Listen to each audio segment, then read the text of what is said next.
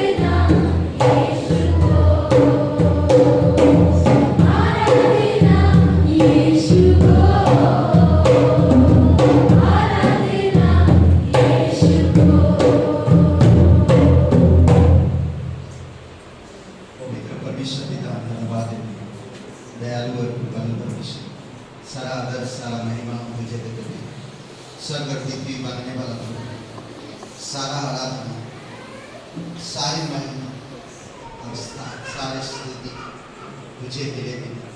हमारे जीवन की हर पल पल की हर घड़ी हम तुझे धन्यवाद देते रहे, हम तेरी आराधना करते रहे, क्योंकि हम इसीलिए बनाए गए हैं। हम तेरे हाथ की कार्य है। धन्यवाद देते, धन्यवाद देते इस कार्य से, धन्यवाद देते इस सभा। हम आपसे प्यार करते थे, आपकी प्यार हमें दो करो, आपकी मार्ग में हमें अगुवाई करो, आपकी सच्चाई में हमें स्थिर करो, आपकी धार्मिकता में हमें रखो हमेशा प्रभु। धन्यवाद देते, धन्यवाद देते। अभिषेक करो इस सभा को, तेरी आत्मा के द्वारा अगुवाई करना, प्रत्येक हृदय आत्मा में भर देना प्रभु वचन के द्वारा। आज हम यहाँ से कुछ सीख कर जा सके, कुछ जान कर जा सके, कुछ पा कर जा सके प्रभु। आप हमारी मदद करिए। धन्यवाद देते, धन्यवाद देते प्रभु यीशु मसीह के नाम से। हमारी प्रार्थना करने से पहले आमीन। ओके, एक चीज ध्यान दीजिए, परमेश्वर कहता है कि जो तुम काम करते हो उसी काम में से मेरे पास कुछ ले आओ, उसी काम में से ये भेंट भी दीजिए, उसी काम में से कुछ ले आओ। जैसे उत्पत्ति के 4 अध्याय में कैन और आबिल को कहा, कैन किसान था, आबिल चरवाहा, दोनों को कहा तुम जो भी काम करते हो उसी में से कुछ ले आओ, मुझे भेंट भी दो।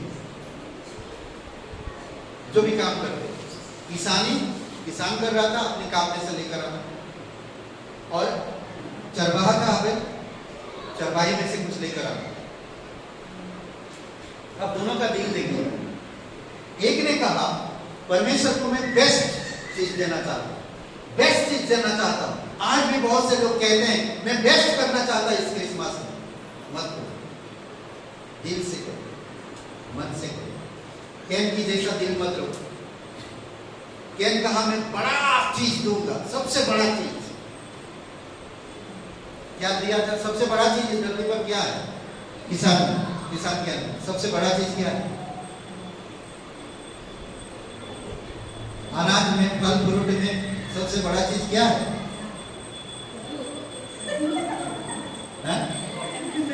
कटहल,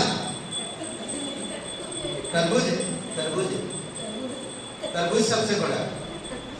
सोचिए, उसको लेकर आए, परमेश्वर उसको नहीं चाहिए, तरबूज लेकर आए, परमेश्वर को नहीं चाहिए। और आबिल जो है वो चरवाहा है, क्या देगा वो? चरवाहा क्या दे सकता? एक बच्चा परमेश्वर को मैं क्या देगा? परमेश्वर है, सब कुछ तो वही देता है। इसका दिल देखिए। किसी ने कहा मैं बड़ा दूंगा, किसी ने कहा मैं क्या दे सकता, किसी ने कहा लेने से देना धन्य है। और उसने मेमने के बच्चे को दिया, दिल से, मन से। उसने सोचा नहीं ग्रहण योग्य नहीं हूं परमेश्वर, क्या दे सकता हूं? तो परमेश्वर उसको ग्रहण किया और परमेश्वर उसको स्वीकार किया। आप और मैं भी जो भी हम कमाते हैं, जो भी हम काम करते हैं, उसी काम में से जब परमेश्वर उसी दिल से देखें तो परमेश्वर ग्रहण करता। आइए प्रार्थना करें। दयालु और कृपालु परमेश्वर, सारा आदर सारा महिमा हम तुझे देते हैं। इस भेंट के लिए धन्यवाद देते हैं। प्रत्येक भाई बहनों के लिए, इस कलीसिया के लोगों के लिए जो भेंट भी देते हैं पिता विश्वास योग्यता से, वो समझते हैं, जानते हैं कलीसिया के बारे में। उनको आप और भी मजबूती के साथ अगुवाई करना पिता, और इस भेंट को भी बढ़ाना पिता। धन्यवाद है, यीशु मसीह के नाम से मांगते हैं, आमीन। अब ये गीत होगा, बैठे रहिए, खड़ा नहीं।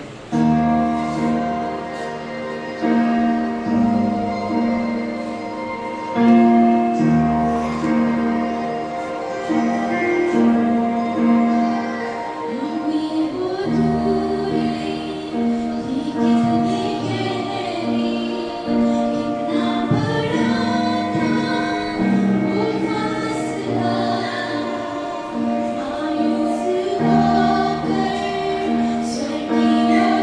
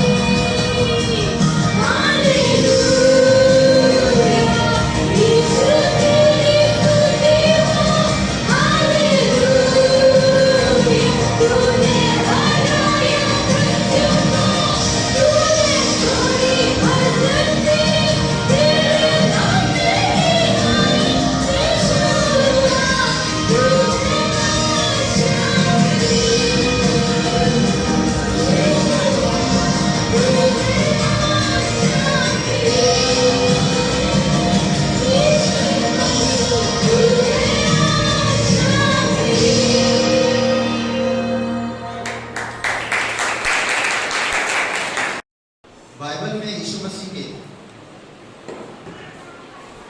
बहुत सारे चरित्र और बहुत सारे नाम बुलाए गए। यीशु मसीह के चरित्र और यीशु मसीह के नाम अलग अलग बुलाए गए। और कहता है कि बाइबल के नाम और यीशु मसीह के शीर्षक अलग अलग विषयों पर यीशु मसीह को बुलाया गया, पुकारा। आज हम उसके ऊपर बात करेंगे, ठीक है। उससे पहले मैं थोड़ा सा कहना चाहता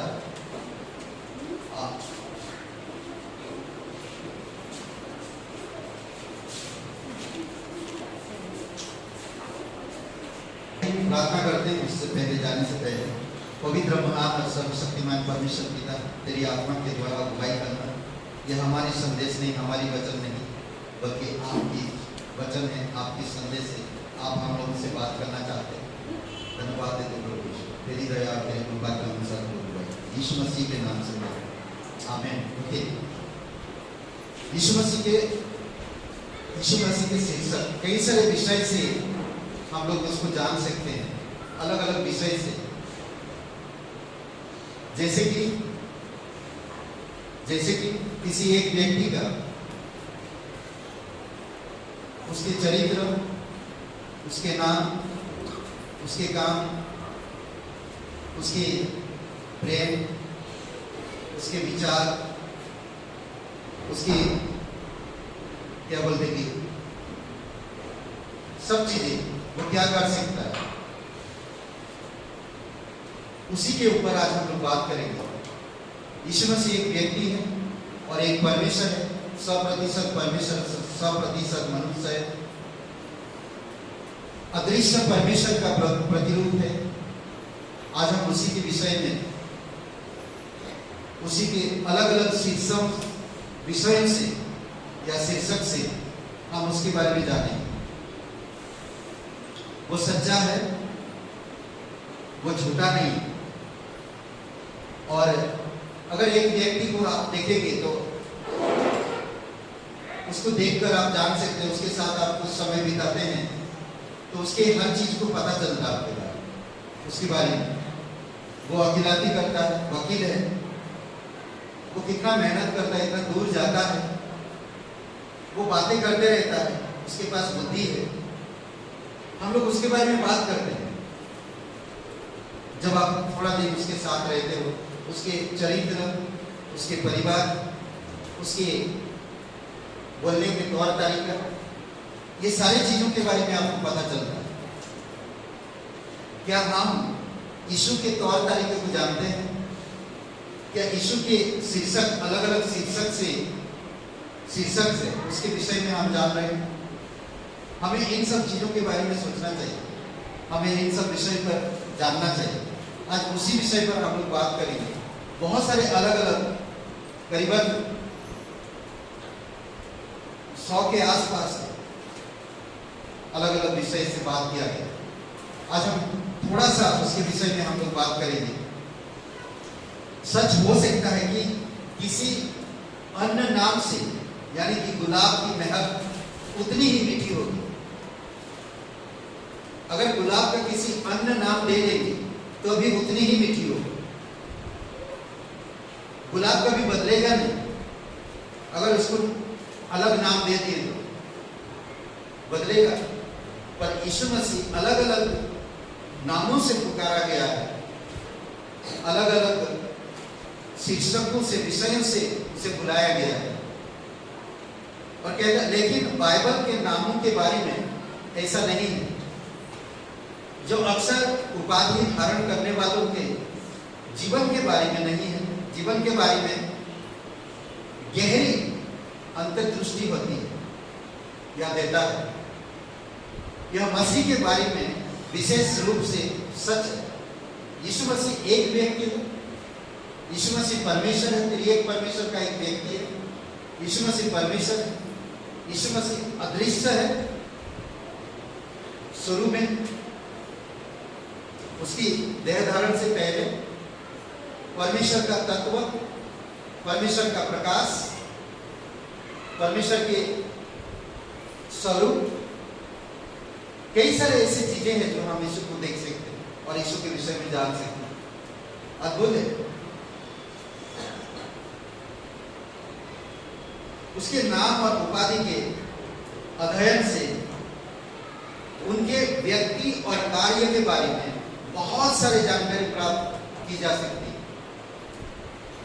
नाम, उपाधि, कार्य, इन सब चीजों के विषय में बहुत सारे ऐसे। आज अगर आपको कहा जाए महात्मा गांधी के विषय में, आप क्या जानते हो? आप बता सकते हो कि वो क्या करते थे, वो देश के लिए कितना बड़ा बलिदान किया, वो किस तरह से काम किया। आज अगर भीमराव बाबा साहेब अम्बेडकर के बारे में अगर पूछते हैं तो आप सबसे पहले अरे वो तो हमारे देश की संविधान स्थापित करने वाले। हम अलग अलग लोगों के बारे में अलग अलग राय, उनकी कार्य, उनकी महानता के बारे में हम समझते और बता भी देते हैं। क्या हम जिस प्रभु पर भरोसा रखते हैं उसकी महानता, उसकी उपाधि, उसकी कार्य, उसके नाम के विषय में हम कितना कम जानते हैं? हमें उसके विषय में जानना जरूरी है। इनमें से कुछ पर हम ध्यान देंगे। आज सारे के सारे नहीं कर पाएंगे, पर थोड़ा बहुत ध्यान देंगे। आदम, यीशु को आदम कहा गया, पहला मनुष्य इस संसार के, उसको भी आदम पुकारा गया। यीशु को आदम कहा गया, क्यों?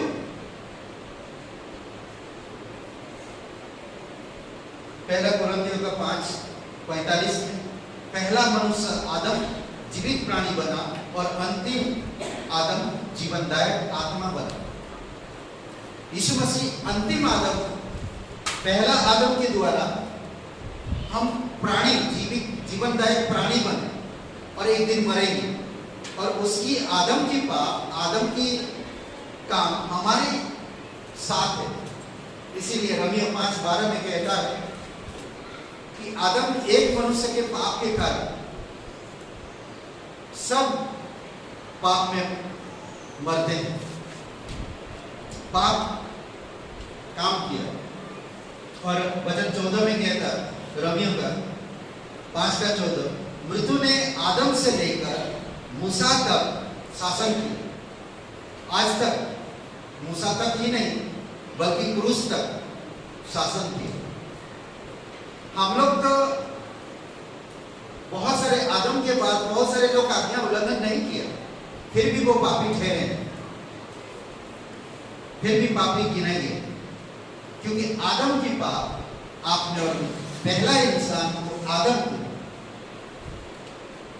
और एक दूसरी आदम है, जो यीशु मसीह, जो अंतिम आदम कहा जाता है, वो जीवनदायक आत्मा है। उत्पत्ति का 2:7 में हम आदम के अंदर जीवन की श्वास फूंकते हुए देखा। प्रभु यीशु मसीह आदम को मिट्टी से बनाया और उसके नथनों के अंदर जीवन का श्वास फूंका और वो जीवित प्राणी बन गया। अंतिम आदम के बारे में अगर हम सोचते हैं, अंतिम आदम स्वर्ग छोड़कर इस धरती पर आया, आप और मेरे पापों के लिए क्रूस पर जीवन दिया। आज जो कोई उसका नाम लेता है, पवित्र आत्मा, परमेश्वर की आत्मा उसमें समाता है और वो जीवनदायक आत्मा बनता है। कितना फर्क है। इसीलिए यीशु को सेकंड आदम कहा गया। सेकंड का मतलब ये नहीं सेकंड हैंड है। सेकंड का मतलब ये है कि हम पहले आदम में थे तो हम सब मर रहे थे, परंतु दूसरी आदम आया तो हम सब जीवित थे। समझ रहे हैं? यीशु मसीह आदम है, अंतिम आदम। यूहन्ना 5:21, यूहन्ना 6:57 और रोमियो 8:2 आप पढ़ सकते हैं। ओके, दूसरी बात आप देखते हैं, अधिवक्ता। यीशु एक अधिवक्ता है। अधिवक्ता क्यों कहा जाता है? अधिवक्ता का काम क्या होता है? वकील, अधिवक्ता, एडवोकेट, काम क्या होता है? सहायक, मददगार ना, मदद करता है। पहला यूहन्ना 2:2 हमारे एक सहायक है जो धर्मी है। इसीलिए कहता है यूहन्ना, मैं इसीलिए लिखता हूं, हे मेरे बच्चों, तुम पाप ना करो। अगर आप परमेश्वर पे विश्वास करते हो, पाप से दूर रहो, पाप से दूर रहो। कई बार आप ऐसे चीजों से दूर रहते हो, सांसारिक चीजों से, आपकी कई सारे रिश्तेदारों से संबंध नहीं रखते हो, अच्छी बात, परंतु कई सारे पाप है जो हम खुद विश्वासी होने के बाद भी करते हैं। प्रचार ना करना पाप है। अगर परमेश्वर ने आदम को आज्ञा दिया था आदम की बगीचा में और आदम ने आज्ञा उल्लंघन किया तो उसको घोषित किया गया पापी और उसको आदम की बगीचा से निकाल दिया गया। आज हम कलीसिया की बगीचा में, कलीसिया में यीशु पर विश्वास करते हैं और यीशु ने कहा मरकुस का 16:15 में, जाओ हर एक लोगों को, हर एक सृष्टि के, हर एक पूरे दुनिया में जाकर मेरे सुसमाचार का प्रचार करो। ये महान आज्ञा है। पर अगर मैं महान आज्ञा को नहीं मान रहा हूं तो मैं पाप कर रहा हूं, यानी कि परमेश्वर की महान आज्ञा का उल्लंघन कर रहा हूं। आज्ञा उल्लंघन करना महापाप है। हम कई बार सोचते हैं कि झूठ बोलना पाप है। हाँ, वो सच है, पर कई बार है विश्वासी, अगर आप परमेश्वर पर विश्वास करते हो, परमेश्वर से प्यार करते हो, परमेश्वर की आज्ञा को मत तोड़ो। इसीलिए यूहन्ना लिख रहा, तुम्हारे पास एक सहायक है। अगर जाने अनजाने में कुछ पाप होता है, तुम तुम्हारी सहायक के पास आओ, वो तुम्हारे लिए तैयार है सहायक करने के लिए, मदद करने के लिए। आज अगर हम गलती से गाड़ी चलाते हैं, शहर में आते जाते हैं, कई बार हम ऐसे चीजों से कामकाज करते हैं, छुरी से, हथियार से, बंदूक से गाड़ी चलाते हैं। आप गाड़ी चलाते वक्त किसी इंसान से एक्सीडेंट होता है और वो मरा जाता है, तो कोर्ट कचहरी होता है, तो आप एक वकील करते हो और वो वकील आपके तरफ से वो लड़ता है। कोई भी ऐसे कोई भी चीजों में एक वकील जरूरी है। उसी प्रकार प्रभु यीशु इस धरती पर जब तक रहोगे आप, कहता है मैं तुम्हारा सहायक, मैं तुम्हारा अधिवक्ता, मैं तुम्हारा मदद करने वाला परमेश्वर, मैं हमेशा तुम्हें लड़ूंगा। पाप के खिलाफ, अंधकार के खिलाफ, बेईमान के खिलाफ, नफरत के खिलाफ, अशांति के खिलाफ हमेशा मैं लड़ूंगा। मेरे प्रेम, मेरे अनुग्रह, मेरा वचन, तुम्हारा विश्वास और विश्वास योग्यता मैं बढ़ाऊंगा। मदद करने वाला परमेश्वर।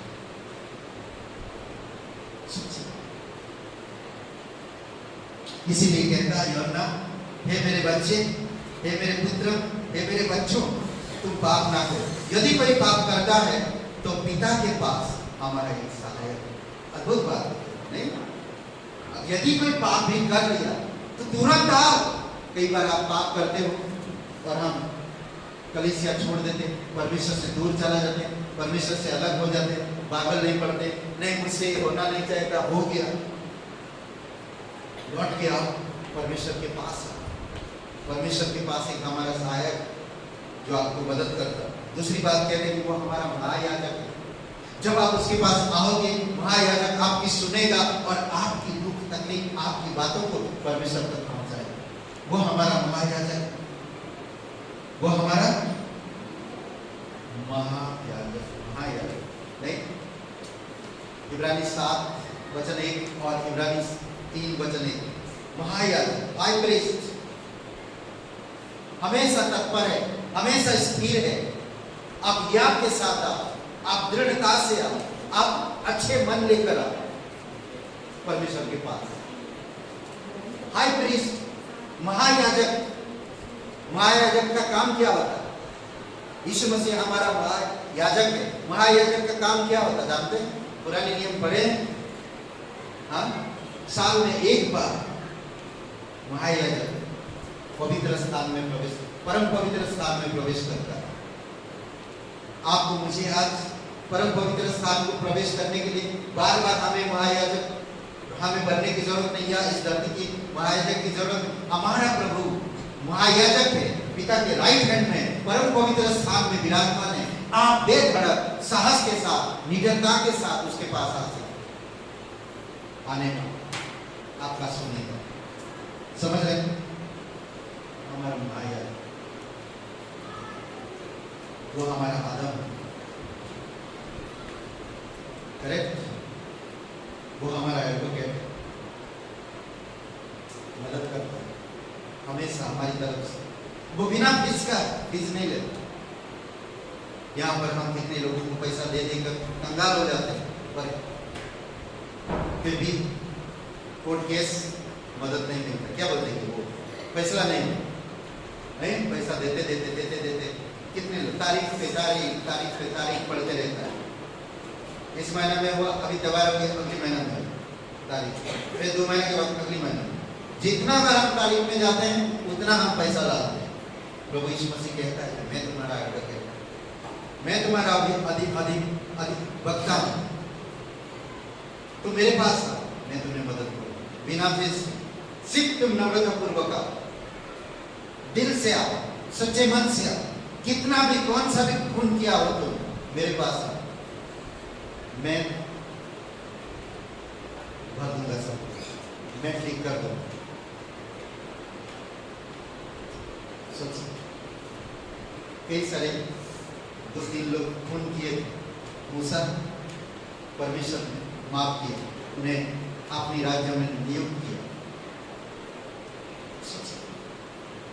अद्भुत है नहीं? आपके पास एक अधिवक्ता, रोज पढ़ो, उसके बारे में जानो, आपका अधिवक्ता कितना प्यार करता आपसे। वो चाहता है कि आप उसके पास आए, वो चाहता है, वो मदद करने के लिए तैयार है, वो आपसे प्यार करता है। वो थोड़ा दिन का नहीं है कि वो आज बोलेगा कि नहीं आज मैं लड़ नहीं पाऊंगा, आज कोर्ट नहीं आ पाऊंगा, आज मेरे पास समय नहीं। वो उपलब्ध है हमेशा हमेशा के लिए। आपको सिर्फ आना है। एक व्यक्ति हमेशा अपने अधिवक्ता के पास घुटने पे आता है, हमेशा हमेशा अपने घुटने पे आता है। सोचिए, रोज वो घुटने पे आता है और उसकी सहायक अधिवक्ता उसे उठाता और गले में उठाता। कितना अच्छा लगता है। बच्चे हो या जवान या पति पत्नी या परिवार या आप बूढ़े हो, कोई भी हो, काम जो मैं तुम्हारा वकील हूं, मैं तुमसे प्यार करता हूं, मैं मदद करने के लिए तैयार हूं, कम तुम ही आओ मेरे पास।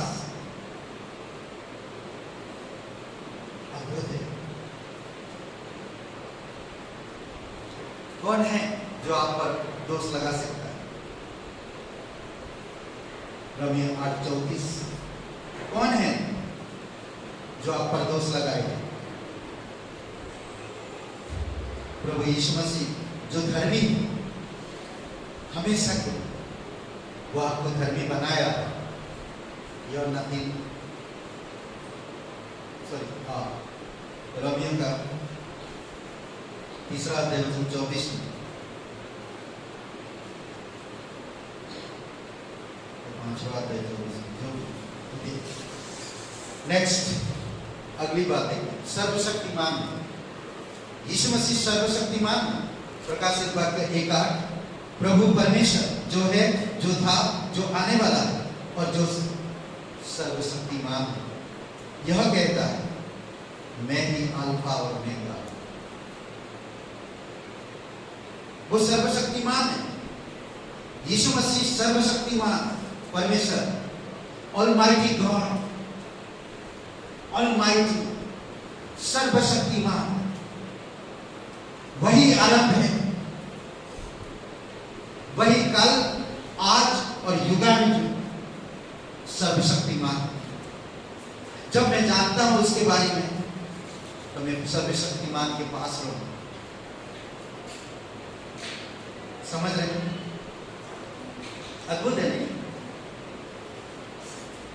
प्रकाशित वाक्य 3:14 में आमीन शब्द का इस्तेमाल किया। यीशु आमीन है।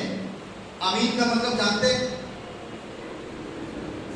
क्या है? आमीन का मतलब आप हर समय प्रार्थना करते हो, आमीन बोलते हो। कभी कभी संदेश के बीच में आमीन बोलते हो, कभी कभी घर में, कभी कभी व्हाट्सएप में आप एक अंगूठा दिखाते हो, आमीन बोलते हो।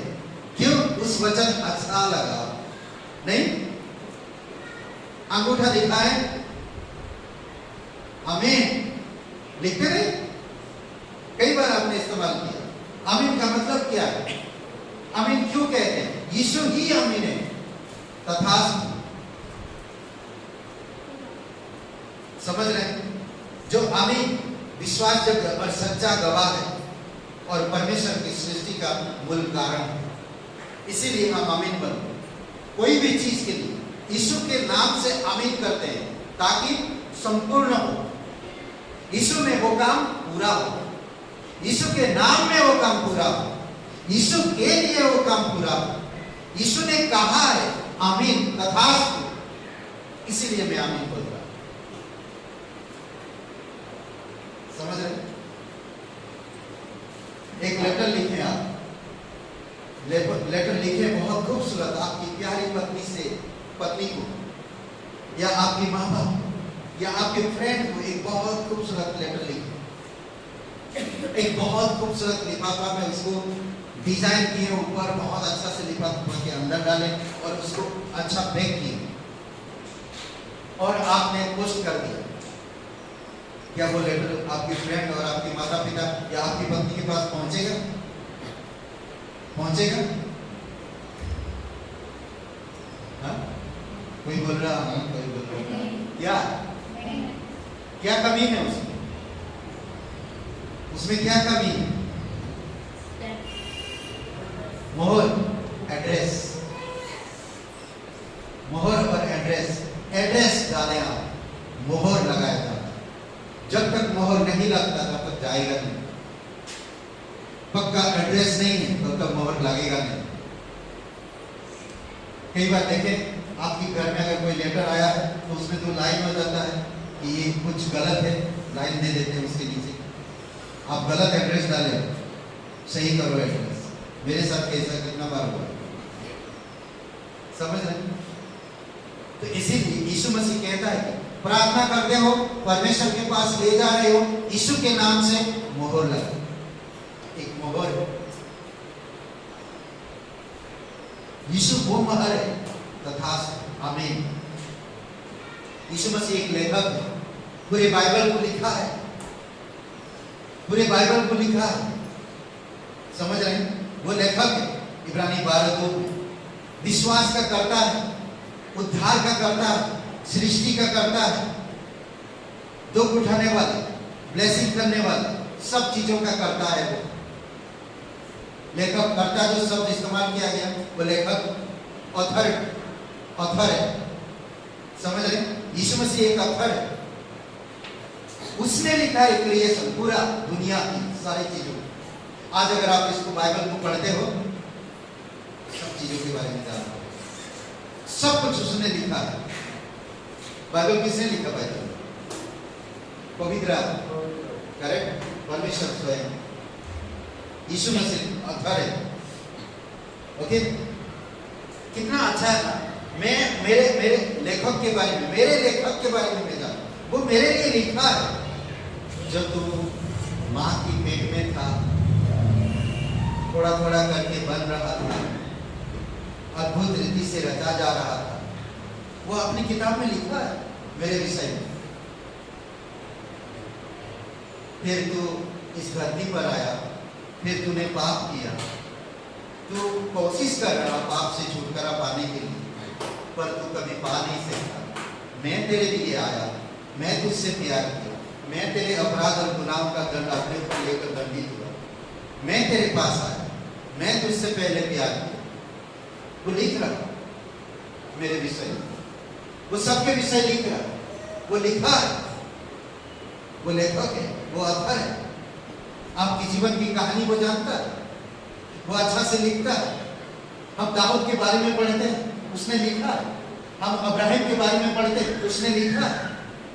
हम आदम और नूह के बारे में पढ़ते, उसने लिखा है। हम पौलुस के बारे में पढ़ते, उसने लिखा है। हम पतरस के बारे में पढ़ते, वो लिखा है। हम यूहन्ना बपतिस्मा देने वाले, हम किताबों के बारे में पढ़ते, उत्पत्ति से लेकर प्रकाशन वाक्य, उसने लिखा है। ऑथर है वो लेखक, समझ रहे? वही अभिषेक, वही अभिषेक, भजन संहिता 2:2, अभिषेक यहोवा और उसके अभिषेक के विरुद्ध पृथ्वी के राज्य उठ खड़े होकर और शासक एक साथ मिलकर यह सम्मति करते हैं। दाऊद के वंश का राजा और अनंत यीशु मसीह ही है।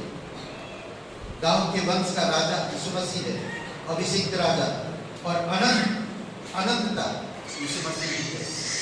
जब हम वचन पढ़ते तब हमें पता चलता है। तो इसीलिए बहुत जरूरी है कि आपको मुझे समझना।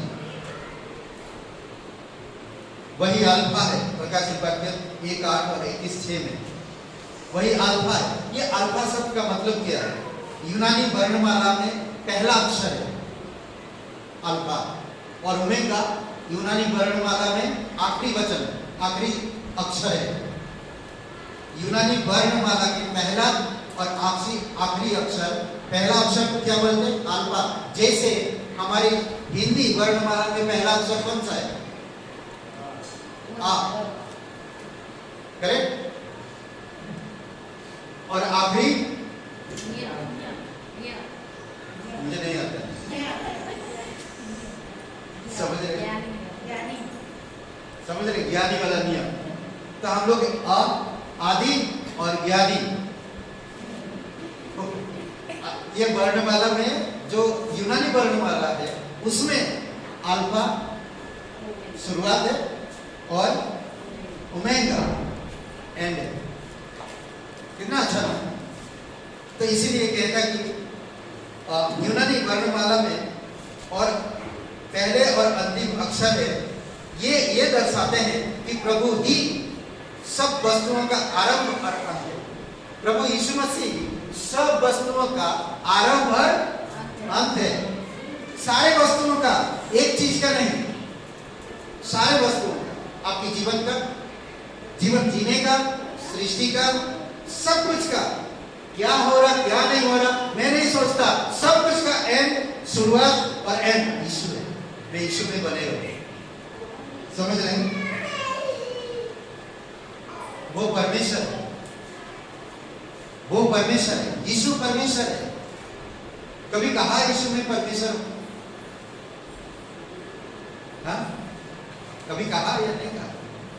यीशु परमेश्वर है। हम बाइबल के द्वारा जानते हैं, यह नाम एक आदि में वचन था और वचन परमेश्वर के साथ था और वचन ही स्वयं परमेश्वर था। यही वचन देहधारी हुआ जो यीशु है। समझ रहे हैं? यही वचन जो देहधारी हुआ यीशु है। रोमियो का 9 और वचन 5 में पूर्ण पूर्वज उन्हीं के हैं और मसीह भी शरीर के अनुसार उन्हीं में से हुआ, जो सबके ऊपर युगानुयुग धन्य परमेश्वर है। आमीन। पढ़ सकते वचन, बहुत खूबसूरत वचन है।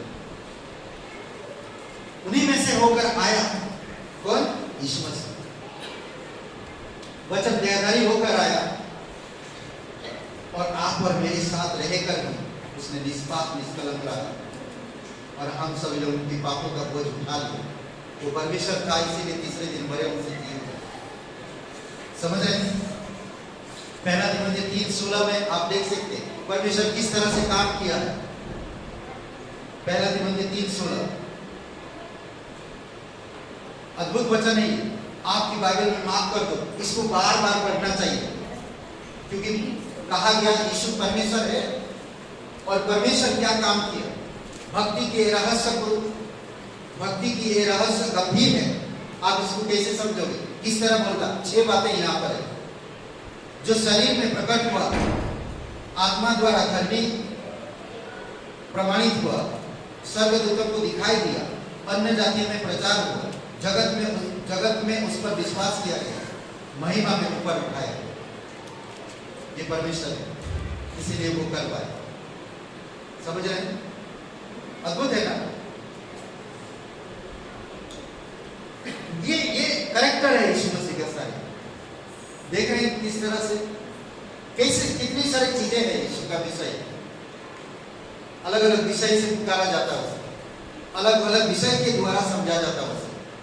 एक ही व्यक्ति के अंदर, आज मैं किसी व्यक्ति के अंदर सर्वशक्तिमान नहीं प्राप्त कर पाऊंगा। बहुत सारे इस धरती पर विद्यमान है, देवी देवता है, अलग अलग चीजें हैं। संपूर्णता किसी के अंदर, संपूर्णता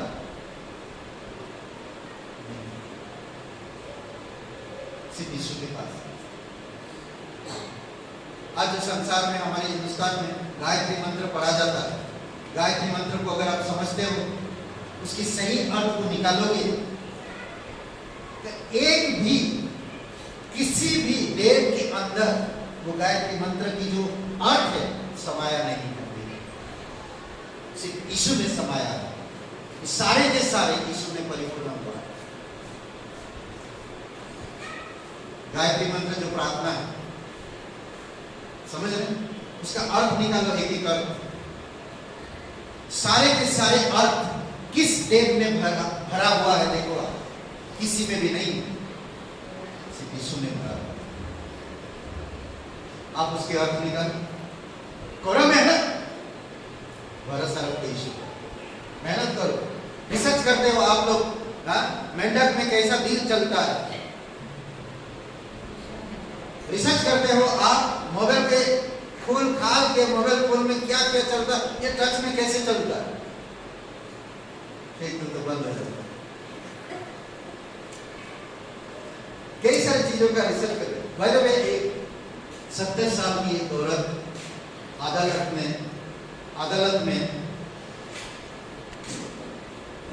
डिवोर्स का, तलाक का अर्जी दाखिल की। अदालत में खड़ी है। जज ने पूछा, इस उम्र में भी आपको तलाक चाहिए, क्या कारण है जो आपको तलाक लेना है?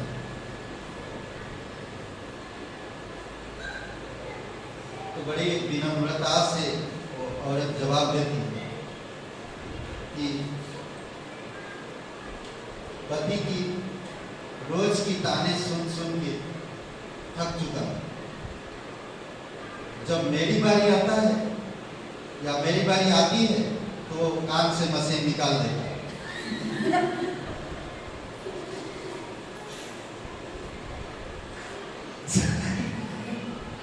सोचिए, ताने सुनते रहे, 70 साल तक सुन रहे हो, तो जब वो बोलना चाहते निकाल देता है। ये सही है, सुनना नहीं दे रहे। अच्छा जो नहीं, ऐसा मत करो। फाउंडेशन यीशु मसीह नींव है पूरे दुनिया का, आपकी आत्मिक जीवन का। यीशु ही नींव है पूरे दुनिया का। ऐसा है 26 मसीह अपने प्रायश्चित के विषय में एक नींव का पत्थर, अपनी परीक्षाओं के विषय में एक परखा हुआ पत्थर और अपने लोगों के साथ अपने संबंध के विषय में एक होने का अनमोल पत्थर। देख रहे हैं, यीशु मसीह एक नींव है। 3 प्रकार के पत्थर, बहुत सारे ऐसे पत्थर है, बट मैं यहाँ पर जो बता रहा ऐसा है 28:16 में जो वचन बातें कर रहा इस प्रकार बोल रहा है, अपनी मसीह अपने प्रायश्चित के लिए, प्रायश्चित के विषय में एक नींव का पत्थर है। जो कोई भी विश्वास करेगा प्रायश्चित मिलेगा, उसे उद्धार मिलेगा, छुटकारा मिलेगा, बच जाएगा। यही सा पत्थर है। दूसरा है अपनी परीक्षाओं के विषय में एक परखा हुआ पत्थर। हर चीज में वो परख के बाहर निकला, कभी टूटा नहीं। ऐसा पत्थर पर आप विश्वास करते हैं तो आपके जीवन में कभी परीक्षा आता है तो सोच लो कि प्रभु यीशु मसीह हर परीक्षा में से गुजरा है और बाहर भी निकला और मैं भी निकलूं। तीसरी एक पत्थर है और उसने अपने लोगों के साथ अपने संबंध के विषय में एक होने का अनमोल पत्थर है। आप परमेश्वर में संबंध में एक अनमोल वस्तु हो। परमेश्वर के राज्य में अनमोल पत्थर हुआ, कीमती पत्थर हुआ। समझ रहे? अद्भुत है ना? अद्भुत बात है, मुझे बहुत अच्छा लगता है। नहीं, पत्थर में जो टकराएगा चकनाचूर हो जाएगा। पत्थर ठोकर लगने का भी कारण होता है। बहुत सारे लोगों को ठोकर लगता है, समझ रहे? ठोकर लगता लोगों को क्यों? क्योंकि पत्थर पे अपना 2 व्यक्ति घर बना रहे थे ना, दोनों ने बनाया मकान, दोनों ने बहुत खूबसूरत मकान बनाया। जो मेरी बातें सुनता है, मेरी मानता है और उसके अनुसार करता है तो वो चट्टान पर घर बनाए, परंतु जो मेरी बातें सुनता है उसे नहीं मानता है वो बालू पर घर बनाए। आंधी आएगी, बाढ़ आएगी, बरसात होगी, क्या होगा? चट्टान के घर बना रहे, बालू की घर बह जाए। समझ रहे हैं? मेरा नींव है यीशु, मैं उस पर मकान बनाया, आत्मिक मकान। मैं सांसारिक मकान नहीं, आत्मिक मकान के बारे में बोल रहा। अब सांसारिक मकान को मत समझो, मेरे पास तो घर ही नहीं है, कहाँ जाएंगे पता नहीं आने वाले समय। हम परदेसी है, यीशु हमारा आत्मिक नींव है। इस संसार के घर के लिए नहीं, इस संसार की नींव के लिए नहीं, घर की मतलब ईंट की दीवार की नींव के लिए नहीं, सीमेंट की नींव के लिए नहीं। किसकी नींव? आत्मिक। समझ रहे? रोमियो का 9:33, सिय्योन में एक ठोकर का पत्थर, उस पर विश्वास करेगा जो वह लज्जित कभी ना होगा। सिय्योन का एक पत्थर, ठोकर का पत्थर, जो उस पर विश्वास करेगा वो कभी लज्जित नहीं होगा। परंतु बहुत सारे लोग उस पर विश्वास तो करते हैं परंतु कई बार ठोकर लगता है, लज्जित होते हैं। ऐसा है 8:14 में, ठोकर का चट्टान है वो, कई बार झूठ, फरेबी, बेईमानी, दिखावटी, ऊपरी, ये लोगों को ठोकर लगेगा। ऐसे लोगों को भजन संहिता 118 वचन 22, जिस पत्थर राजमिस्त्री ने ठुकरा दिया वही दुनिया का नींव बना। बहुत सारे इस संसार की धर्म गुरु लोगों ने यीशु को ठुकरा दिया, परंतु वही यीशु धार्मिकता में नींव बना। समझ रहे हैं? फाउंडेशन, नींव। नेक्स्ट आप देखते हैं, कितने सारे हो गए? समय कितना हो गया? टाइम हो रहा है? थक गए हम लोग? थके तो पानी पी लीजिए। अद्भुत है नहीं? ये सारे चीज यीशु मसीह के विषय में हम लोग समझ सकते हैं। परमेश्वर का मेमना, यूहन्ना 1:29, देखो परमेश्वर का मेमना जो जगत का पाप उठा ले जाता है। मेमना इस रूपक में, इतिहास में फसाई का मेमना जो निर्गमन का 12 वचन 3 में मसीह, ऐसा है 53:7 में, दोनों वचन को अगर आप पढ़ते हैं, जगत का पाप आप केवल इजराइल का ही नहीं बल्कि पूरे संसार का पाप उठाने वाला, पूरे संसार का पाप, सिर्फ इजराइल का ही नहीं, हर किसी, समझ रहे हैं? यह ना 1:29, निर्गमन 12:3, यशायाह 53:7। अगर आप उसे पढ़ते हैं तो आप जान जाएंगे कि यीशु मसीह कितना पापों के लिए हमारी कितना दुख उठाया, कितना तकलीफ उठाया। इस तरह से उसे तारना पड़ेगा हमारे लिए, मेरे कारण वो घायल हुआ, मेरे पापों के कारण वो अपमानित हुआ, चुपचाप रहा, मेरे अधर्म के कारण वो चुपचाप रहा। सोचिए, उस पर तारना पड़ी, घोड़े लगाएंगे, ये सारी चीजें 53 में आपको मिल जाएगी। ये परमेश्वर का मेमना जो आप और मेरे लिए चुपचाप बलि हो गया, यानी कि क्रूस पर, समझ रहे हैं?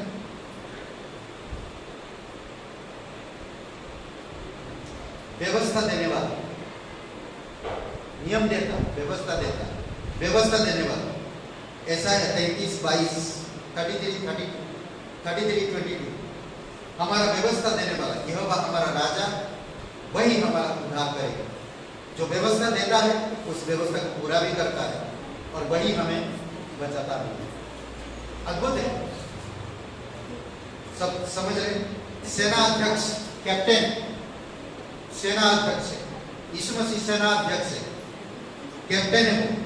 105:14 में परमेश्वर यहोवा की आराधना करना, दंडवत करना, क्योंकि यह लड़ाई हमारी नहीं है, हमारी कैप्टन का। वो कैप्टन, बस कैप्टन को हौसला देना, हम उसकी बातें मानना, हम उसके साथ रहना है, हम उसके साथ खड़ा होना है, हम उसके साथ चलना है, बस कैप्टन लड़े। यीशु मसीह हमारा सेना अध्यक्ष, समझ रहे हैं? यीशु मसीह अच्छा कारपेंटर है, अच्छा पॉलिशिंग करेगा आपके मकान, आपकी खिड़कियों को, आपकी दरवाजा को, बहुत अच्छा पॉलिश करता है, बहुत अच्छा से लगाता है। कारपेंटर, बढ़ाई का बेटा बढ़ाई है, समझ रहे? यीशु मसीह अच्छा कारपेंटर है, बढ़ाई का काम उसको अच्छी तरह से आता है, किस तरह से बढ़ाई का काम करना।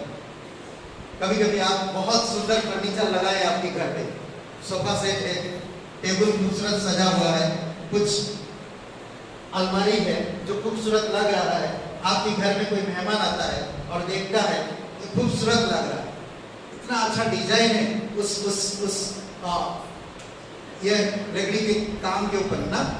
ये कारपेंटर का काम है, ये कारपेंटर करता है, डिजाइन ना, उसमें नकाशा देना, सब चीजें बहुत खूबसूरत आता है। उसी प्रकार परमेश्वर कहते हैं वो हमारा कारपेंटर है, हम एक सूखा लकड़ी है, वो हमें आकार देना चाहता है। हम मरे हुए लकड़ी है, वो मुझे आकार देना चाहता है, वो मुझे मेरे अंदर डिजाइन लाना चाहता है, आध्यात्मिक चीजों की डिजाइन, आत्मिक राज्य की डिजाइन, आत्मिक चीजों की डिजाइन, वो मेरे अंदर बुद्धि प्रदान करना चाहता है, मेरे शब्दों से लोगों को अनुग्रह देना चाहता है, प्रेम भरा शब्द होगा, अनुग्रह शब्द होगा, मेरे नजर, मेरे समझ, मेरे चरित्र, मेरे हृदय डिजाइन करना, खूबसूरत बना, कठोर दिल को निकालता है, मांस भरा दिल देगा ना, उसकी आत्मा हमारे अंदर डालता है।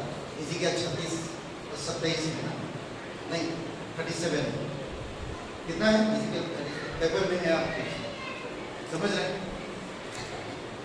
अद्भुत है, वो परमेश्वर है, अद्भुत काम करता है, वो हमारा कारपेंटर, बढ़ाई। और एक बात मुझे बहुत अच्छा लगता है इसमें से, पापियों का दोस्त है वो ना, पापियों का दोस्त है, गरीब के साथ कोई दोस्ती नहीं रखता है। कोई अगर फटा पुराने कपड़ा पहनते उनके साथ दोस्ती कम रखते, किसी के पास आय कम आ रहा उसके साथ दोस्ती कम रखते। आपके रिश्तेदारों में भी ऐसा कई बार हुआ है। अगर आपका आय कम हो जाता ना तो आपके रिश्तेदार भी दूर दूर रहते हैं और अलग अलग बातें करते हैं, पर यीशु मसीह को नहीं। आपके पास आय हो या ना हो वो आपका दोस्त है। आपको लोग क्या कहते हैं उससे कोई फर्क नहीं पड़ता उससे, फिर भी वो आपका दोस्त है ना। पापियों का दोस्त है। मत्ती का 11:19 हाँ, यीशु मसीह सच में पापियों का मित्र, फिर भी बुद्धि अपने कार्यों से प्रमाणित करता है।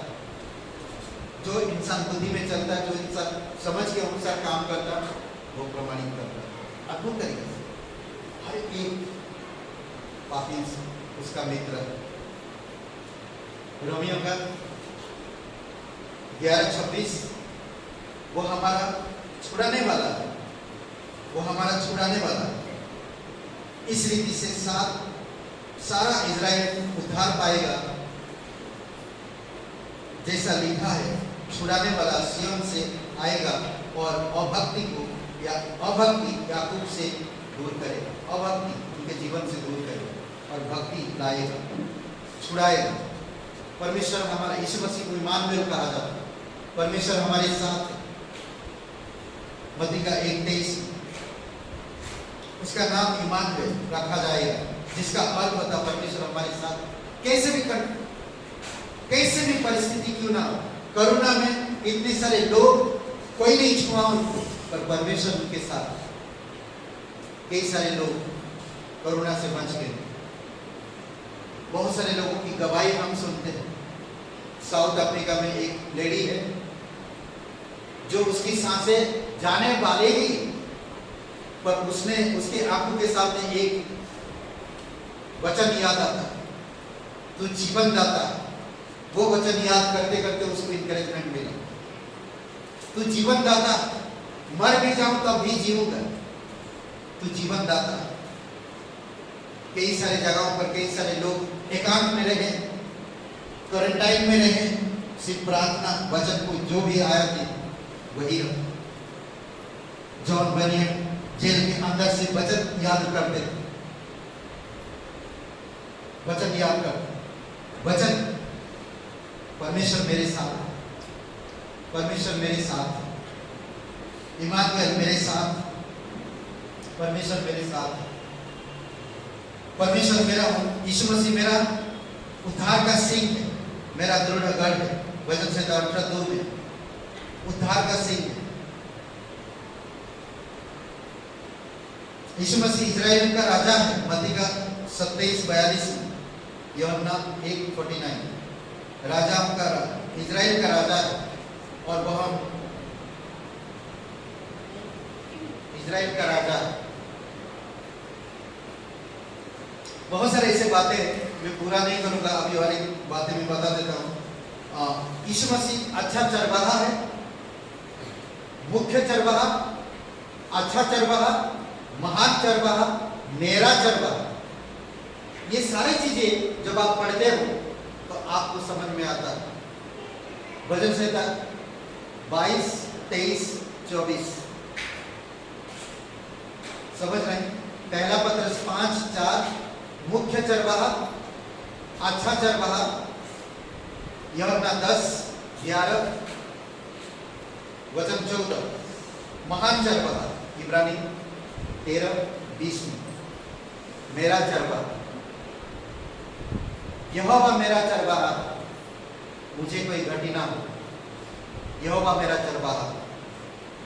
23:1 वचन से भेड़ों का द्वार यीशु है। अगर मैं भेड़ में गिना जाता हूं तो यीशु मेरा द्वार है। मुझे उसके पास आना, उस द्वार में आना है। जाऊंगा आऊंगा, जाऊंगा आऊंगा, जाऊंगा आऊंगा, मैं उसकी आवाज सुनूंगा ना। अद्भुत है। यीशु आपका उद्धार करता। कैसे जानोगे आपका उद्धार करता? वो आपके लिए कैसे उद्धार किया, कैसे जानोगे? कुछ लोगों ने गवाही दी, 3 लोगों ने। उसकी माँ ने कहा, लूका का 1:47 कोई पढ़ेगा जोर से। यीशु मसीह उद्धार करता है, उद्धार करता है।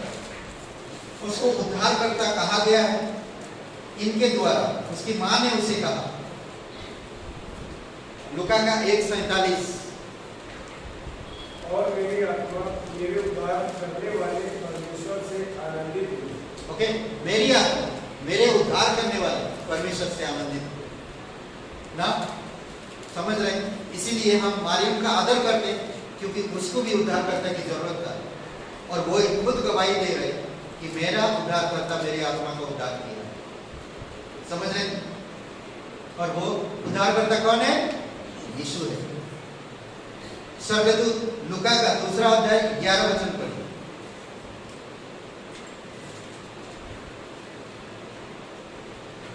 क्योंकि आज दाऊद के नगर में तुम्हारे लिए एक उद्धारकर्ता जन्मा है और यही मसीह प्रभु है।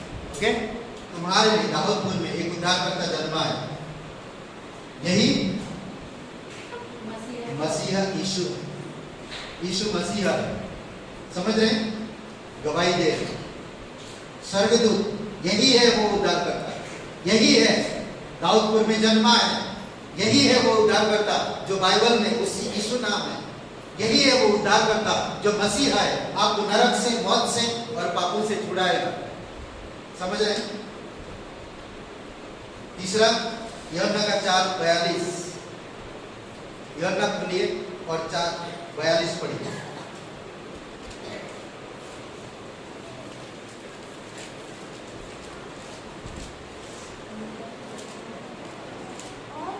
और उस स्त्री ने कहा, अब हम तेरे कहने से भी विश्वास नहीं करते, क्योंकि हमने आप भी सुन लिया और जानते हैं कि वह सचमुच जगत का उद्धार करता है। ओके, ये सामरिया के लोगों ने खुद आकर कह रहे हैं, आप तेरे कहने पर हम विश्वास नहीं करते, हम जान गए ये जगत का उद्धार करता है, ये जगत का उद्धार करता, हम जान गए। क्या आप जाने हैं यीशु मसीह जगत का उद्धार करता, वो आपका उद्धार करता, वो आपके परिवार का उद्धार करता, वो पूरे दुनिया का उद्धार करता है? मुझे जानना होगा मेरे उद्धार करता मेरे लिए क्या किया, मैं उसके विषय में जानना है, वो कितना महान काम किया मेरे लिए। मरकुस के 5वां अध्याय 1 से 20 में एक कहानी है, जिसको दुष्ट आत्मा, एक व्यक्ति ग्रस्त है और वो घर से बाहर रहता है। सोचिए, नंगा घूम रहा, कब्र में रह रहा, क्या खा रहा, कैसे सो रहा, रात दिन चिल्लाते रहता है, कोई उसको बांध के रख नहीं सकता, जिसमें भी उसको बांधता है वो तोड़ डालता है। ऐसा इंसान को बचाएगा कौन? किसी भी हाल में उसको बांध नहीं पा रहा, कोई भी उसको ठीक नहीं कर पा रहा। कहां गए सारे धर्मगुरु लोग? क्या हो गया व्यक्ति जाके कब्र में सो रहा है, रात दिन चिल्ला रहा है, अपने आप को पत्थरों से घायल कर रहा है।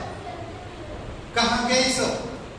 कोई मदद करने नहीं आया, कोई उनकी दुख नहीं सुन रहा, कोई उसकी हालत की तरफ ध्यान नहीं दे रहा। कौन उद्धार करेगा, कौन बचाएगा? जब यीशु आता है, वो दौड़ के यीशु के पास जाता और घुटने पर बंध के दंडवत करता और कहता कि जिसका अंदर दुष्ट आत्मा है, हे यीशु, मेरा तेरे से क्या है, और उसे ठीक करता। और वो यीशु मसीह से विनती करता, वो व्यक्ति कहता कि मैं तेरे साथ आना चाहता हूँ। यीशु मसीह कहता है, सुन, तू जा, घर जा, अपनी नगर में जा, अपनी रहने वालों से, अपने रिश्तेदारों से, अपनी घर वालों से कहे कि प्रभु ने तेरे लिए कितना बड़ा काम किया। जा, बता। आज क्या हम हमारे उद्धारकर्ता के बारे में बता रहे हैं?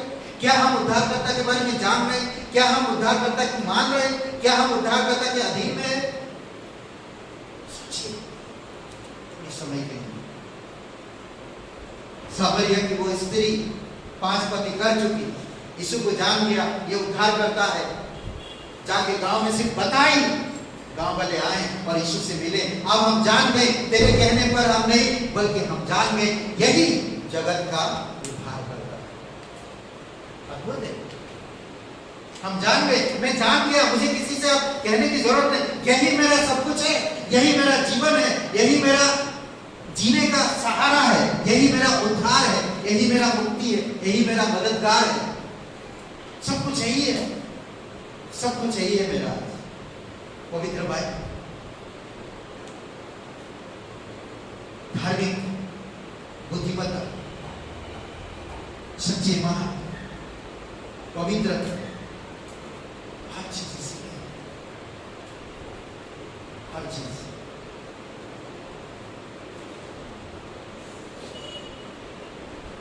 वहां एक रक्षक है,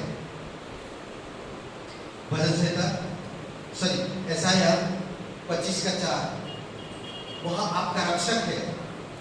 रक्षक यहोवा असहायों के लिए रक्षक है, संकट में पड़े लोगों का सहायक है, तूफान में शरण है, धूप में छाया है।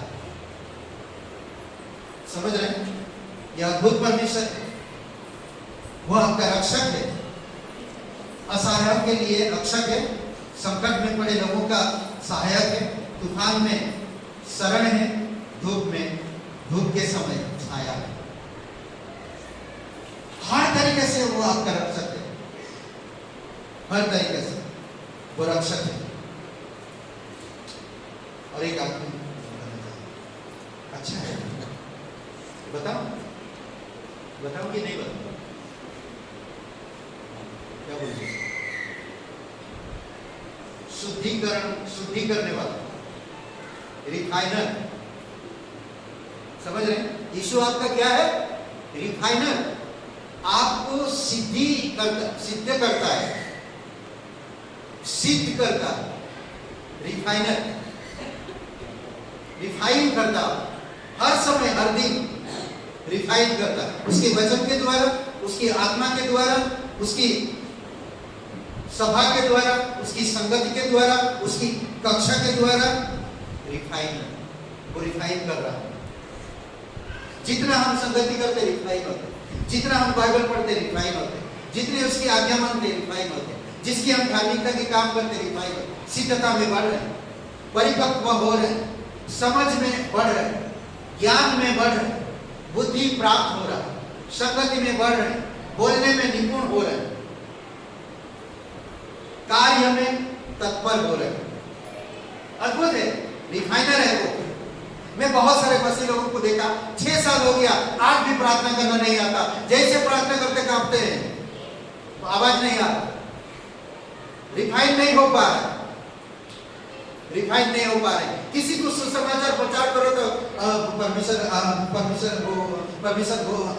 हाँ नहीं बता पा रहे, क्लियरिटी समझ नहीं, सीख नहीं रहा, रिफाइन नहीं है, सिद्धता में बढ़ नहीं पा रहा, परिपक्वता में बढ़ नहीं पा रहा।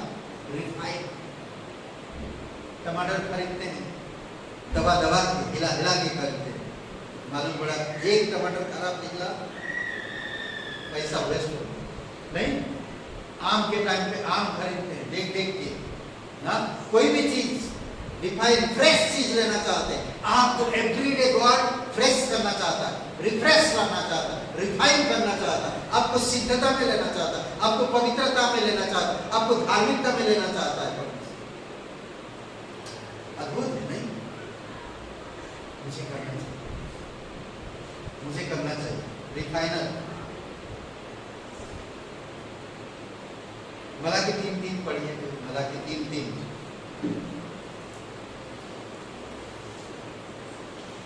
चांदी को कैसे रिफाइन करते हैं, सोने को कैसे रिफाइन करते हैं, पीतल को कैसे चमकाते हैं, तांबे को कैसे चमकाते हैं? नींबू डाल के, नमक डाल के, नींबू डाल के तांबे में नींबू डाल के करते हैं। कैसे चमकाते हैं? मस्त चमकाता है। एक पाउडर अभी निकला है, आपकी साइकिल का रिंग में अगर जंग पकड़ा है, वो पाउडर लगा के खींच दीजिए, चमकता है ना। आज वो पाउडर है, इधर यीशु मसीह बाइबल में पाउडर, वो पाउडर लगाओ, रोज चमक आएगा, रोज लगाओ, चमक आएगा, बढ़िया खुशबू आएगा, जीवन की खुशबू आएगी ना। कितना अच्छा है, बढ़िए कोई जोर से। वह मुझे उतारने वाला और शुद्ध करने वाला बनेगा और लेवियों को शुद्ध करेगा और उसको सोने रुपए के समान निर्मल करेगा। तब है यहोवा की भेंट धर्म से चढ़ेगी। ओके, क्या कह रहा? अपनी लोगों को चांदी को गलाने और शुद्ध करने वाले के समान बैठाएगा और लेवियों को शुद्ध करके उन्हें सोने चांदी के समान बनाएगा। तब तुम जब भेंट चढ़ाओगे ग्रहण योग्य होगे। अद्भुत है नहीं? रिफाइन कर रहा हमें। कई बार आप और मैं भेंट चढ़ा रहे हैं, ग्रहण योग्य नहीं है, शुद्धता में नहीं है, पवित्र दिल से नहीं दे रहे, सच्चे मन से नहीं दे रहे, धार्मिकता में नहीं काम कर रहे, लोगों को दिखाने के लिए कर रहे हैं। इसीलिए प्रभु कहता है मैं चांदी की जैसा, सोने की जैसा शुद्ध करूंगा, फिर वो भेंट चढ़ाएंगे और मैं ग्रहण करूंगा। अद्भुत परमेश्वर, ग्रेट रिफाइनर, रिफ्रेश कर, अद्भुत है ना? समझ आ रहा? साथ में है? बोर हो रहे नहीं ना? हो रहे तो बताए, मैं बंद कर दूंगा। वो हमारा अगुवा है, गाइड, वो हमारा गाइड है। भूल-भुलैया कभी गए हैं आप? वहाँ गाइड रहते हैं। ताजमहल गए हैं आप? गाइड रहते हैं। हर जगह गाइड रहते हैं, कहीं भी जाओ आप वहाँ पर गाइड रहते हैं। पर यहाँ का गाइड लूटते हैं, लूटते हैं।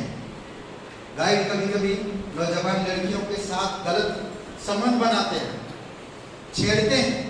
यहाँ की गाइड पैसा मांगते हैं, ना दो तो फिर सही जगह, सही समय, सही बातें नहीं करते। कुछ गाइड पाने के लिए सिर्फ गाइड है वो, कुछ पाने के लिए। परंतु हमारा गाइड यीशु मसीह, वो पाने के लिए नहीं बल्कि देने के लिए गाइड। हर चीज वो देना चाहता है, हर चीज वो करना चाहता है, इसीलिए वो गाइड करना चाहता है। हे, तुम्हें पूरे धार्मिकता के ऊपर नहीं मालूम, आई विल गाइड यू। आत्मिक चीजों के बारे में तुम्हें मालूम नहीं, आई विल गाइड यू।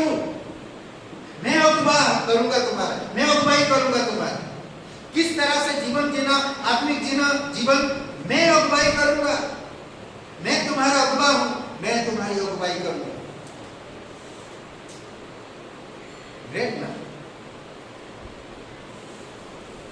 भजन संहिता 48 वचन 14, क्योंकि यह है परमेश्वर जो सदा सर्वदा हमारा परमेश्वर है, मृत्यु तक हमारी अगुवाई करेगा, गाइड करेगा। हमेशा कोई भी चीज में, कोई भी एरिया में वो गाइड करेगा। पर हम आना चाहिए, वो सदा सर्वदा आपका परमेश्वर है, वो आपको गाइड करना चाहता है। एवरी सिचुएशन, हर एक परिस्थिति में, हर एक समय में वो आपको गाइड करना चाहता है। वो कभी थकता नहीं, वो कभी ये कहेगा नहीं कि मैं आज तुम्हारी अगुवाई नहीं कर पाऊंगा, मैं थका हुआ हूं। नहीं, ऐसा नहीं है। वो कभी फोन कर ये बहाना नहीं बनाएगा कि मैं आज थक चुका हूं, मेरे घर में आज पार्टी है, मेरे घर में आज पूजा है, मेरे घर में आज आराधना है, मेरे घर में आज और भी बहुत सारे नाम है। वो कभी नहीं कहेगा, बट एवरी सिचुएशन में वो आपको गाइड, हर एक परिस्थिति, हर एक परिस्थिति। वो कभी नहीं कहेगा, कभी नहीं करता, वो कभी नहीं सोता, कभी नहीं वो कहता अरे यार हम दुआ कर लेना है, मैं आज तक नहीं, कभी नहीं। हमारा परमेश्वर यीशु मसीह हमारा गाइडर, गाइड करने।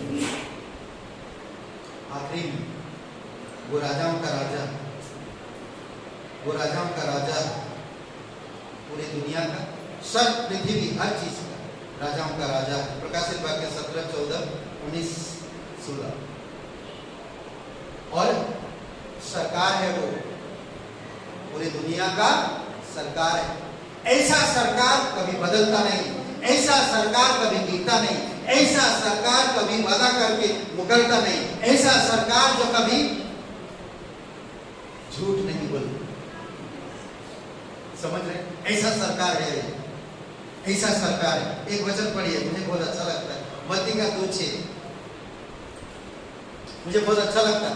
छोटा हो या गरीब हो या अमीर, डरो मत, कैसे भी आपका हालत क्यों ना हो, डरो मत, घबराओ मत। कितना कमाते हो, कितना खाते हो, डरो मत। कैसे आपका घर, डरो मत। आप सुनिए, ये वचन को पढ़िए कोई जोर से। मत्ती का 2 अध्याय वचन 6। ये हमारा सरकार है, ये हमारा शासक है। जो यहूदा के प्रदेश में है, तो किसी रीति से यहूदा के अधिकारियों में सबसे छोटा नहीं, क्योंकि तुझ में से एक अधिपति निकलेगा जो मेरी प्रजा इस्राएल की रखवाली करेगा। तुझ में से एक सरकार आने वाला है, एक शासक आएगा जो इजराइल का प्रतिनिधित्व करेगा। हे छोटे झोंड अफराता, डर मत। हे बैतलहम, डर मत, घबरा मत, अधिकारियों से डर मत। समझ, आज आप कैसे भी हालत में क्यों ना हो, आपका सरकार परमेश्वर, आपका सरकार आपकी आवाज सुनता है, आपसे प्रेम करता है, आपके लिए योजना प्रदान करता है, आपके लिए वो सब चीजों को प्रदान करता है। वो कभी आपसे झूठ नहीं बोलता, वो कभी प्रतिज्ञा करके प्रतिज्ञा से मुकरता नहीं, वो आपसे वादे करके वादे को पूरा भी करता है। वो आपको हर पल, हर समय, हर घड़ी वो सरकार आपका साथ है। ऐसा सरकार है, इसी सरकार पर हम भरोसा रखते हैं और यही सरकार हमारे जीवन का अहम समय है जो आज हमें ऊपर दे सकते हैं। आमीन। प्रभु यीशु मसीह की अलग अलग जगह पे अलग अलग विषय में जो बातें की, इन बातों के बारे में सोचिए और इसके बारे में आप विचार करें। आइए प्रार्थना करें। अपने हृदय में, अपने मन में ये प्रार्थना को कह सकते हैं सच्चे मन से, सच्चे दिल से। यीशु मसीह को उद्धारकर्ता के रूप में अपने पापों को स्वीकार करिए और यीशु को ग्रहण करिए, तो वो आपको माफ करेगा, आपके हृदय में आएगा, आपको नया जीवन देगा। अगर आप विश्वास करना चाहते हैं, मेरे साथ एक प्रार्थना को करिए।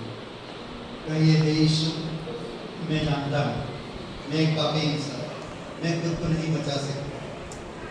मैं धन्यवाद देता हूँ तो मेरे अपराधों के कारण घायल, कुचला गया, क्रूस पर बलिदान, मेरे अपराधों का दंड अपने ऊपर लेकर तो दंडित हो, अपने प्राण मेरे लिए क्रूस पर चढ़ा दिए। धन्यवाद देता हूँ यीशु, धन्यवाद देता हूँ। मुझे माफ कर दीजिए, मेरे हृदय में आए, मुझे नया जीवन दीजिए। मैं तन मन से तेरे बलिदान पर, तेरे गाड़ी जाने पर, तेरे जी उठने पर मैं विश्वास करता हूँ, धन्यवाद करता हूँ यीशु नासरी के नाम से, आमीन।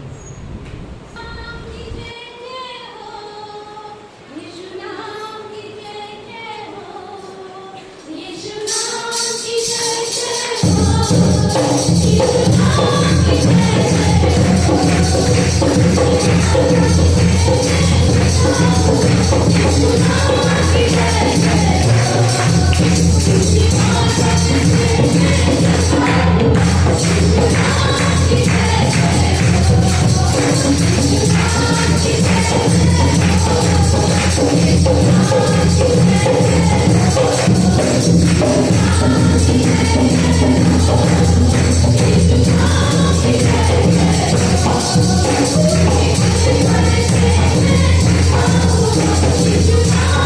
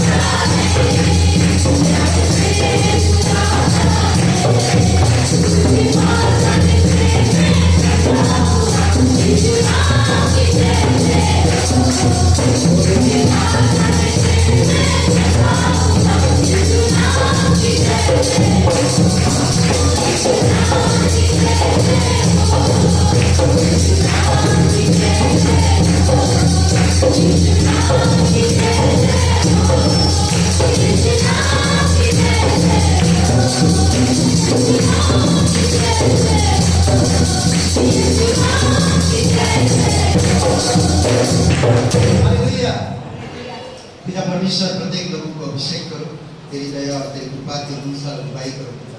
आज जो भी हम लोग सुना प्रभु, तेरे नाम और तेरे विषय शीर्षक के ऊपर अलग अलग शीर्षक में प्रभु तू कितना हम लोगों को चाहता है, कितना मदद करना चाहता है। एडवोकेट बनकर, गाइडर बनकर, राजा बनकर, एक सरकार बनकर, प्रभु एक दोस्त बनकर, धन्यवाद देते प्रभु यीशु मसीह। तेरी स्तुति महिमा करो, प्रत्येक भाई बहनों को अभिषेक करो, तेरी दया और तेरी कृपा के अनुसार, तेरी दया के अनुसार प्रभु यीशु मसीह को जीवित और पराक्रमी परमेश्वर धन्यवाद दे। तू सच्चा और पवित्र है, काम काज, घर परिवार, कोर्ट केस, नौकरी, जॉब, प्रभु यीशु मसीह प्रत्येक जगह पे तेरे लोगों को तू अगुवाई करना, सहायता करना, मदद करना और तेरी आत्मिक जीवन में, आत्मिक राज्य में, तेरी योजना में और तेरी युक्तियों में प्रत्येक लोगों को अगुवाई करना। बाइबल स्कूल में, कलीसियाओं, संगति में प्रभु यीशु तेरी अद्भुत योजना में अगुवाई करना, प्रत्येक लोगों को परिपक्व करना और प्रभु एक अनंत जीवन लेकर आना। धन्यवाद आज का दिन को इस समय प्रार्थना प्रभु यीशु मसीह के नाम से मांगते हैं, आमीन। सबको